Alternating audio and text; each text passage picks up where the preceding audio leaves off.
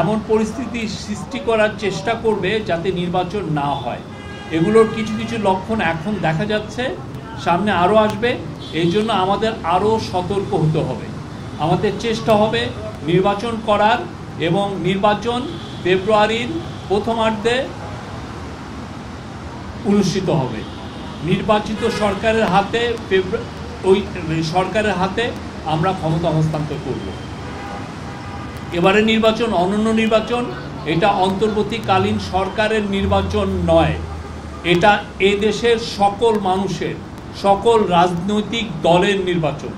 এই নির্বাচনের আকাঙ্ক্ষা হলো ভবিষ্যতের বাংলাদেশ নির্মাণের।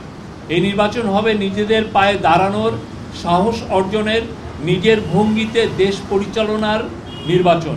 এই নির্বাচন অন্য কোনো দেশের থাবা মারার কোনো নির্বাচন এই নির্বাচনে অন্য কোনো দেশের থাবা মারার কোনো সুযোগ যেন না থাকে। আমরা এই নির্বাচন আয়োজনে আপনাদের সর্বাত্মক সমর্থন চাই। উনি আবার বলেছেন, প্রতি পদে পদে বাধা আসবে, সবার মনে দ্বন্দ্ব তৈরি করার চেষ্টা করবে।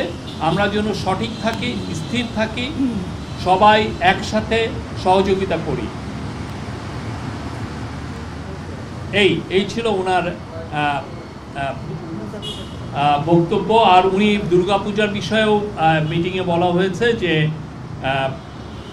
সামনে দুর্গাপূজায় আমাদের সবার দায়িত্ব হলো শান্তিপূর্ণ পরিবেশ নিশ্চিত করা। অনেক গণ্ডগোল করতে চাইবে অনেকে, তারা সব রকমের চেষ্টা করবে। এ বিষয়ে সবাইকে সতর্ক থাকার আহ্বান জানিয়েছে।